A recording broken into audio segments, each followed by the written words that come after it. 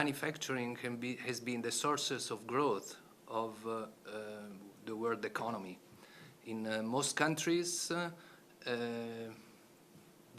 most countries have based their development strategies on manufacturing, and international organizations also have stepped in by making sure that manufacturing trade and expansion would occur smoothly.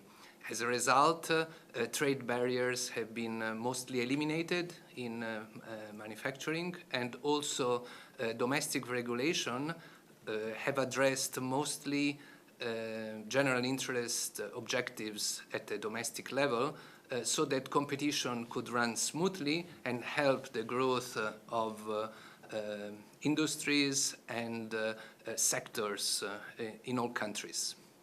Everybody accepts competition as the environment, a competitive environment, as the one that can promote growth and competitiveness in manufacturing. And the main reason is that everybody can gain by competition, including existing players. Small players can become big and eventually become global players. Now, the sources of growth have slightly changed in the world economy, and services account for the greatest share in GNP in most countries. Almost 70% of GDP share is covered by services. And the situation of services is completely different than that of manufacturing. In services, liberalization does not really help existing players. When liberalization started in retail trade, mom and dad corner shops slowly disappeared, but mom and dad did not become supermarket service providers, nor their experience was used by supermarkets to help them develop their marketing strategy. And as a result of this, in services, existing players have always resisted change and liberalization. And this explains also why now, in the new technologies with the new platforms, if you look at taxi services or hotel services, existing players resist as much as they can the entry of the new players. Digitalization indeed is shaping and transforming many service industries in the world.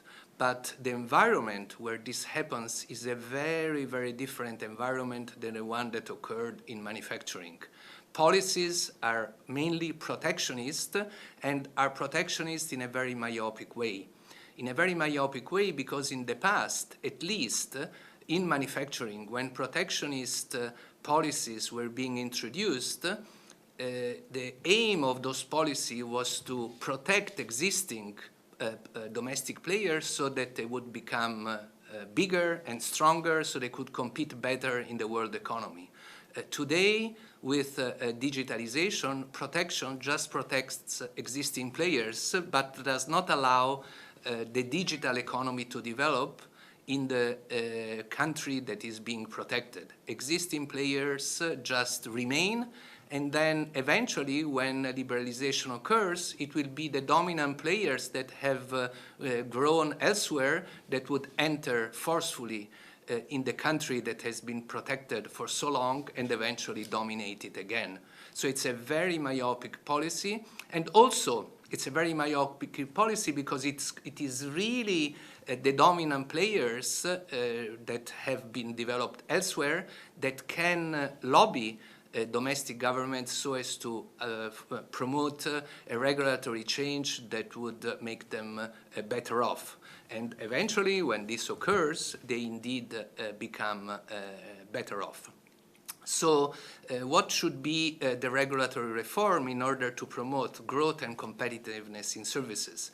Certainly not prescriptive legal norms, because if I identify the optimal regulation of today, this may be good for today, but may not be good for tomorrow.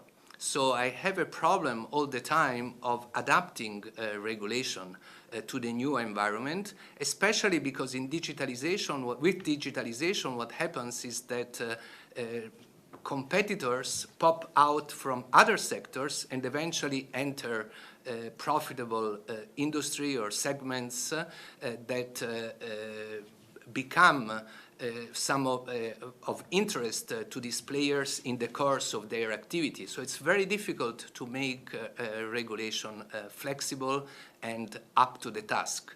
One solution would be to change the way laws are being drafted and make them much more general, much more based on standards, on general principles, and then allow enforcement by government institutions like ministries or local governments or independent authority, subject to the control of the courts. I think this is the best way forward in the digital environment, and I hope that international organizations like the WTO, the EU, federal governments, and indeed also the OECD could move in that direction to make possible a improvement in the way regulation is adopted in the service industry and make digitalization the tool of growth and competitiveness in all countries.